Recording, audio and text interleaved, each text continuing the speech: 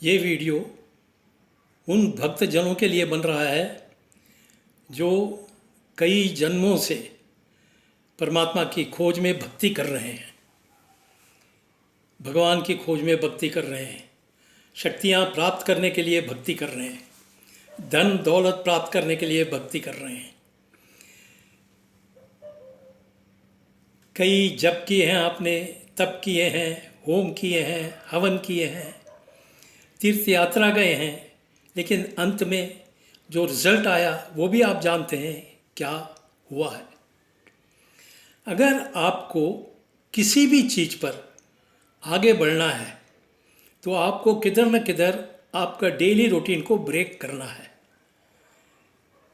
समझ लीजिए थोड़े टाइम के लिए एक तेली का बैल जो है वो जब तक घूमते रहेगा घूमते ही रहेगा, लेकिन जिस दिन वो घूमना बंद करके सीधा जाएगा तो अपना उसका रास्ता फिर अलग होगा। उसी प्रकार जब तक आपके इस भक्ति भावना में जो आपके दादा परदादा ने किया, आपके माता पिता ने किया और वही चीज़ आप कर रहे हैं, कल आपके बच्चे भी वही करने वाले हैं, तो इसमें हमें लाभ क्या हुआ है? क्या वाकई में हम मोक्ष की प्राप्ति करने लायक हैं? क्या हमें भक्ति मार्ग में स्वयं कुछ प्राप्त किया हमने? क्या अगर आप गणेश जी को पूछते हैं तो गणेश जी की शक्तियाँ आपके अंदर जागृत हुई? ये सवाल है, पूछना चाहिए। जैसे राम की भक्ति करते हैं, बोलते हैं मैं बड़ा राम का भक्त हूँ, और कोई लड़की जाएगा तो उसके तरफ नज़र फिराते हैं, तो ये राम की भक्ति नहीं हुई। जब आप राम की भक्ति करते हैं तो राम के जैसे आप एक आदर्श पुरुषोत्तम बन जाना चाहिए। थोड़े थोड़े इमीडिएटली तो नहीं बनेंगे, लेकिन थोड़े थोड़े उसका गुण आपके अंदर आना चाहिए। बरसों से राम की भक्ति करके फिर आपके नज़र इधर उधर दौड़ेगा तो उसका राम की भक्ति का और आपके भक्ति का और उसका कोई मतलब ही नहीं होता है। तो ये सब चीज़ जो है हम आज तक करते आ रहे हैं, लेकिन इसमें हमारी कोई प्रगति नहीं होती है। वो क्यों नहीं होती है? इसलिए कि आप उस सर्वव्यापी परम चैतन्य के साथ जुड़े ही नहीं। जब तक उस सर्वव्यापी परम चैतन्य के साथ आप नहीं जुड़ेंगे तब तक आपको किसी किस्म से भी परमात्मा की शक्ति प्राप्त नहीं कर सकते हैं, परमात्मा को आप जान नहीं सकते हैं। आपने कितने जन्मों से कई कर्मकांड किए, होम किए, हवन किए, वगैरह वगैरह सब किए, तो परमात्मा भी बड़ा दयालु है। उसने भी हर एक टाइम में एक सद्गुरु बनाकर भेजा। गुरु का अवतरण हुआ, 10 महागुरु का अवतरण हुआ, उन्होंने एक एक करके सब भेजा और आप उस गुरु को फॉलो करने लगे, लेकिन वो गुरु तत्व को अपने अंदर आपने जागृत नहीं किया, कर भी नहीं सकते। वो जब कर सकते हैं तब आपकी कुंडलनी शक्ति जागृत होगी, और कुंडलनी शक्ति जागृत हुए बगैर आप ये कर नहीं सकते हैं, क्योंकि कुंडलनी शक्ति जब जागृत होती है तो आपके सहस्रार को भेदन करके सर्वव्यापी परम चैतन्य के साथ एकाकार होती है। उस वक्त आपको उसका आनंद आता है, परमात्मा से आपका मिलाप होता है, उनकी शक्तियाँ आप जानते हैं, और आपके हाथों से शरीर से ठंडा ठंडा चैतन्य बहता है, जिसे आदि शंकराचार्य जी ने कहा सलीलम सलीलम करके। तो ये ठंडी चैतन्य आपके अंदर बहती है। तो ये चैतन्य क्या करता है? आपकी देखरेख करता है, आपकी मदद करते हैं, आपके आपका पालन पोषण करता है, सब कुछ करता है, आपकी हर तकलीफ़ दूर करता है, आपके शरीर के पीड़ा होते हैं उस पीड़ा को दूर करता है। ये सब कब होएगा? जब आप उनसे जुड़ेंगे, सर्वव्यापी परम से जुड़ेंगे, तो ये सब शक्ति कार्यान्वित होती हैं और आपको उसका लाभ अवश्य मिलता है। अब कई अवतरण इस विश्व में आए हैं, इसके बाद एक विश्व में एक अवतरण और आया है, वो है परम पूज्य आदिशक्ति श्री माता जी निर्मला देवी। अब आप पूछेंगे कि कैसे है भाई ये अवतरण?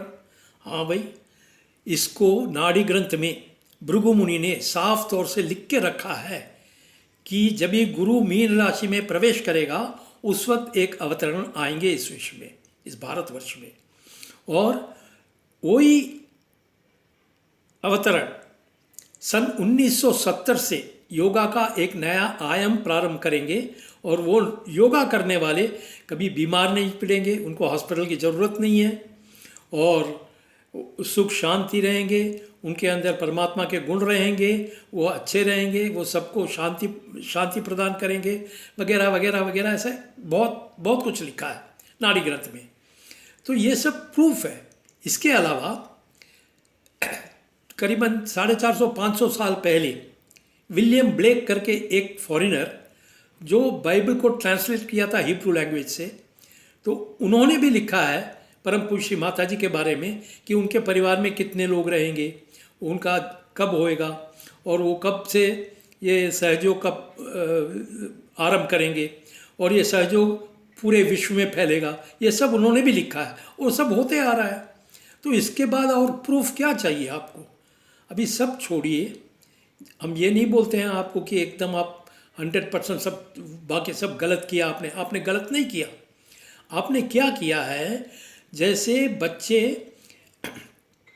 केजी यूकेजी से लेके पढ़ते 10वीं तक आते हैं। 10वीं तक आने के बाद क्या करते हैं, वो स्कूल छोड़ना पड़ता है ना, कॉलेज में जाने के लिए वो स्कूल छोड़ना पड़ता है। छोड़ के वो कॉलेज में जाते हैं। कॉलेज में जाके पूरा अपना डिग्री ले लिया तो उसके बाद क्या करते हैं, कॉलेज में बैठे रहते हैं कि नहीं हम कॉलेज में ही रहेंगे, हम नहीं कॉलेज छोड़ेंगे, ऐसे बोलते हैं नहीं, नौकरी ढूंढ के नौकरी के पीछे जाते हैं। तो ऐसे ही जैसे आप भक्ति का भी यही हिसाब किताब है, जो इतना दिन आपने भक्ति किया आपको वो एक मुकाम पे पहुंचाया है।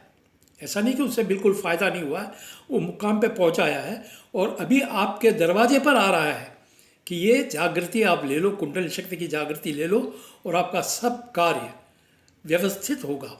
ये बताने के लिए परमात्मा ने सहयोग ध्यान द्वारा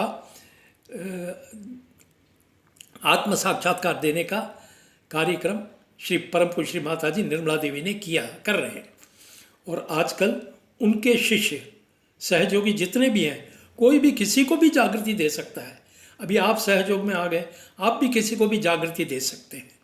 तो ये शक्ति आपके अंदर आ जाती है। ये परमात्मा की प्रेम शक्ति है, ये नॉर्मली और कोई दे नहीं सकता है ऐसे किसी को जागृति। आज तक हजारों लोग आके गए, किसी ने किसी को जागृति नहीं किया, एक ने एक को दिया।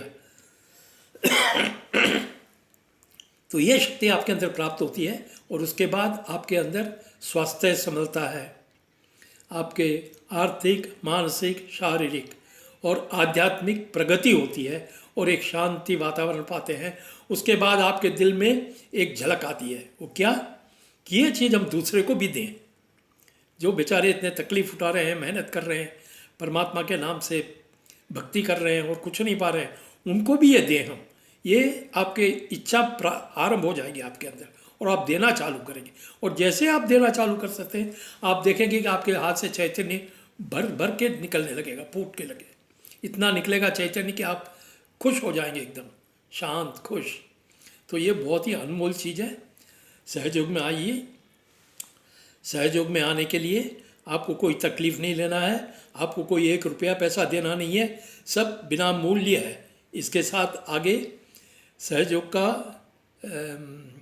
टोल फ्री नंबर आपको बताया जाएगा, उस टोल फ्री नंबर में आइए और उधर में आप कांटेक्ट कीजिए और आपका प्रगति पाइए, आत्मोन्नति में प्रगति, आध्यात्म में प्रगति, आपके सर्व कार्य में प्रगति पाने के लिए कहिए। वहाँ एक एक चक्रों के बारे में समझाते हैं, एक एक चक्रों के गुण के बारे में समझाते हैं, कौन से चक्र में कौन से देवी देवता हैं वो बताते हैं, कौन से चक्र में कौन से ग्रह हैं वो बताते हैं। एक टाइम वो चक्र में आपने जागृत कर लिया, पा लिया, तो उस चक्र के ग्रह भी आपकी मदद करेंगे, तो ग्रह दोष भी आपको नहीं लगेगा और आप अच्छे खासे सब कुछ कर सकते हैं।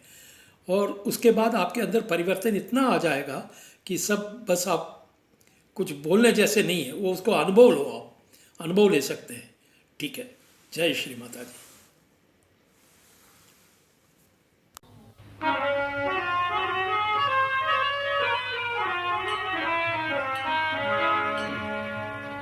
कबीराम